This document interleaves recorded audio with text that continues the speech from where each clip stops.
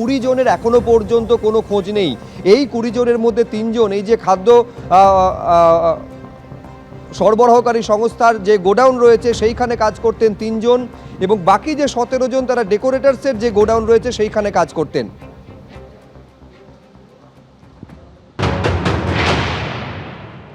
পঙ্কজ যা বলেছিল যে ভিতরে আগুন লেগে গেছে, আমরা বেরোতে পারছি না, 5-10 মিনিটের মধ্যে যদি না বেরোতে পারি তাহলে আমরা মারা যাব। পঙ্কজের সাথে কজন? পঙ্কজের সাথে 4 জন ছিল। আমরা 3:30 নাগাদ এসে দেখি এই বাইরের মেন গেটে তালা মারা ছিল। ফায়ার ব্রিগেডের কল করার পরে ওনারা এসে এই তালা ভেঙে তারপরে এই নেওয়ানোর চেষ্টা চলছে। ফোন করছি, ফোন তো বন্ধ আছে, বাইক এই পুড়ে আছে। আর আগুনটা লেগেছিল এই সাইড দিয়ে, এখানে এই রান্নাঘর দিয়ে এদিক দিয়ে পুরোটাই লেগে গেছে।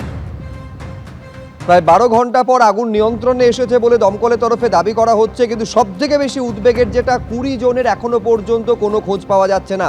তাদের পরিবারের সদস্যরা এই যে নাজিরাবাদের যে 2টি গোডাউন তার সামনে ভিড় করেছেন, কোনোভাবে কি অবস্থায় তারা রয়েছেন কোনো তথ্য তাদের কাছে নেই। কাল ভোর রাত 3টের সময় আগুন লাগে, প্রায় 12 ঘন্টা সময় লাগে 12টি দমকলের ইঞ্জিনের আগুনকে নিয়ন্ত্রণে আনার জন্য। যখন ওয়্যার হাউসটা হয়েছিল সেই সময়ে ফায়ারের যে প্রোটেকশন সিস্টেম, ডিটেকশন সিস্টেম যে লাগানোর কথা হয়, তার মধ্যে হচ্ছে স্প্রিংলার সিস্টেমে লাগানোটা বাঞ্ছনীয়। কারণ যদি এমার্জেন্সি যদি কিছু হয়ে যায়, অটোমেটিকই যখন ফায়ার হবে অটোমেটিক জল পড়বে স্প্রিংলার সিস্টেম থেকে। ওই সিস্টেমটা আমি পরে এসেছি, আমি দেখলাম না। কিন্তু যে এক্সটিংগুইশারগুলো লাগিয়েছে সেগুলো হচ্ছে ওয়্যার হাউসের অনেকটা ভেতরের দিকে, যেখানে দাহ্য বস্তু বেশি আছে, সেখানে সাধারণ মানুষ থেকে শুরু করে যে সিকিউরিটি কোনো মতে ওখানে প্রবেশ করতে পারছেন না। তার জন্য এত বড় দুর্ঘটনা ঘটেছে, এটা ফায়ার ব্রিগেডকে আমি দোষারোপ দিতে পারি। তো ওনারা যদি একটু ইনভেস্টিগেশন করতো তাহলে এত বড় দুর্ঘটনা হতো না।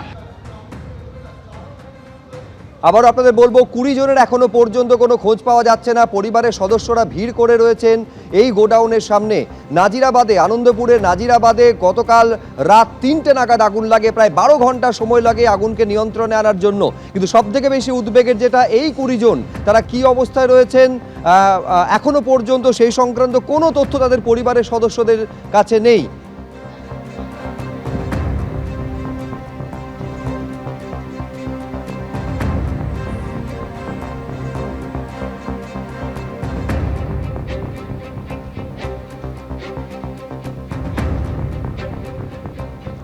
আর এর মধ্যে খবর পাওয়া যাচ্ছে 4 জনের মৃত্যু হয়েছে এই ভয়াবহ অগ্নিকাণ্ডের ঘটনায়। আপনারও কি আত্মীয় রয়েছে? হ্যাঁ, আমার জামাই আছে। পঙ্কজ হালদার।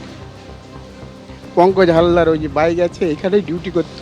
এই বাইকটা আমি দেখতে পাচ্ছি যে পঙ্কজ হালদারের বাইক বলছে। তুমি দেখো এখানে একটি বাইক রয়েছে WB06A9937 পঙ্কজ হালদার। তো তার বাইক, এই মুহূর্তে বাইকটা কিন্তু ভস্মীভূত হয়ে গিয়েছে এবং তার আত্মীয় এখানে এসছেন এই মুহূর্তে, তার সঙ্গেও আমরা কথা বলবো। পঙ্কজ হালদারের এই দেখো ছবি নিয়ে তিনি দাঁড়িয়ে রয়েছেন। এই হচ্ছে পঙ্কজ হালদারের ছবি। খুবই তো অল্প বয়স, 27 বছর বয়স। 27 বছর বয়স। কোথায় বাড়ি? কোথায়? গড়িয়া বালিয়া বাড়ি। কি কাজ করতেন? এখানে ওয়াইমোমোতে কাজ করতে 7 বছর ধরে চাকরি করছে। 7 বছর ধরে কাজ করছে। নাইটে কালকে ডিউটি ছিল, রাতেরবেলা এসছে। ভোর 3টের সময় ফোন করেছে, বলছে আমি আর মনে হয় বাঁচবো না, কেন ধোঁয়ায় ভরে গেছে আর থাকতে পারছি না, বলছি মনে হয় আমি আর বাঁচবো না। ওই লাস্ট ফোন, আমাকে বাঁচাও। আমরা তারপরে এসছি, তারপরে এসে দেখছি আর কোনো ইয়ে নেই। পরে ফোনেও পাচ্ছি না, কোনো কিছু নেই। আমার নাম গোবিন্দ ঘোষ। কে হন ওর? আমাদের পাশে থেকে জামাই হয় আমাদের। কিন্তু মানে উনি কোনোভাবে বেরোতে পারছিলেন না এখান থেকে? বেরোতে চেষ্টা করেছে, বলে চেষ্টা করছি, মনে হয় বেরোতে পারবো না, আমি আর বাঁচবো না। আর আজকে কিছু বললেন পুলিশ থেকে এখানে? না, সে তো সকাল থেকে, আমরা রাত 3টের সময় 3টের শোনার পরেই এসছি, সেখান থেকেই আছি। এই শুধু জল দেওয়া এটাই দেখছি, আর কোনো খবর নেই, কোনো কিছু নেই। দেখো এখানে ছবি হাতে করে দাঁড়িয়ে রয়েছেন যারা নিখোঁজ তাদের আত্মীয়রা, এবং তার বাইক যেটা বলছেন এই বাইকটি হচ্ছে এই বাইকটি যে ওই ব্যক্তির যার ছবি নিয়ে দাঁড়িয়ে রয়েছেন তারা, কি বাইক পুরো ভস্মীভূত হয়ে গিয়েছে, কিন্তু এখনো মানুষটিকে কোথায় রয়েছেন তার কোনো খোঁজ পাওয়া যায়নি। এখানে সবাই ভিড় করেছেন। নিখোঁজের সংখ্যা ইতিমধ্যে 20 নথিভুক্ত হয়েছে এবং যেটা জানা যাচ্ছে এখনো অবধি সূত্রে জানা যাচ্ছে যে অসমর্থিত সূত্রে হলেও যে মৃত্যুর সংখ্যা প্রায় 4 অন্তত এখনো অবধি জানা যাচ্ছে। এখানে আমরা দেখতে পাচ্ছি যে পুলিশ প্রশাসন এবং দমকল তারা এখানে ভেতরে কাজ করছেন আগুন নেভানোর, এবং ভেতরটা কিন্তু ধ্বংসস্তূপে পরিণত হয়েছে। একদিকে যেরকম হচ্ছে এই যে খাদ্য বিপণনী যে সংস্থা সেখানে যেরকম ছিলেন অন্তত 3 জন, আর বাদবাকি যেটা জানা যাচ্ছে যে প্রায় অন্তত বাদবাকি সমস্ত 20 জনের মধ্যে বাদবাকি সবাই হচ্ছেন এই সংস্থায় কাজ করতেন, হচ্ছে ডেকোরেটর সংস্থায় সেখানে কাজ করতেন। এরা নিখোঁজ রয়েছেন।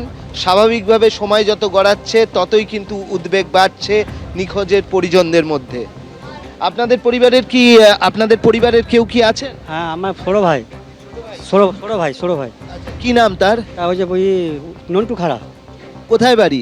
হরিবল্লভপুর, আমাদের মেদিনীপুর জেলা। আচ্ছা, কি কাজ করতেন?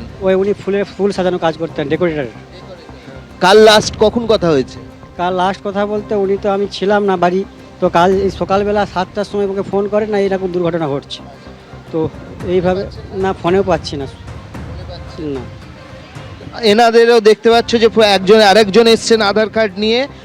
আপনি এখানটা যদি আসেন, এই সামনেতেই তারা দাঁড়িয়ে রয়েছেন। এই হচ্ছে আধার কার্ড, যেটা নাম দেখা যাচ্ছে কৃষ্ণেন্দু ধারা। কৃষ্ণেন্দু, এর কথাই কি আপনারা বলছিলেন? ও, কৃষ্ণেন্দু ধারা কোথায় বাড়ি? মেদিনীপুর, পিংলা থানা। কোথায় বাড়ি? পিংলা। হ্যাঁ, পিংলা। কি কাজ করতেন? ডেকোরেটর কাজ। কিসের ডেকোরেটরের? ডেকোরেটর ফুল টুল সাজাতে এইটি করতেন। কাল কথা হয়েছিল? কালকে রাত্রি 9টা অবধি কথা হয়েছে। বলেছিলেন? না, রাত্রি কালকে 9টা অবধি এমনি স্বাভাবিক ভালো মন্দ কথা বলার পরে রাখা হয়েছে, অন্য কোনো কিছু কথা হয়নি। তারপর ফোনে পাচ্ছেন? আর সকাল থেকে যখন এটা দেখলাম এরকম আগুন লেগে গেছে, চারদিকে হয়ে গেছে, ফোন করা হচ্ছে, সকাল থেকে ফোনে সুইচ অফ। হ্যাঁ, তারপর আমরা বিভ্রান্ত হয়ে 9টার সময় আমরা বেরিয়ে আসি পশ্চিম মেদিনীপুর থেকে। এসে তখন এখনও পর্যন্ত আমরা কিছু পাই না। মিসিং ডায়েরি করলাম, করলাম, কিন্তু ওরাও এখন কিছু বলতে পারছে না। আমার নাম উত্তম হাজরা। কি হন উনি আপনার? আমার সম্বন্ধী হয়। দেখতেই পাচ্ছ।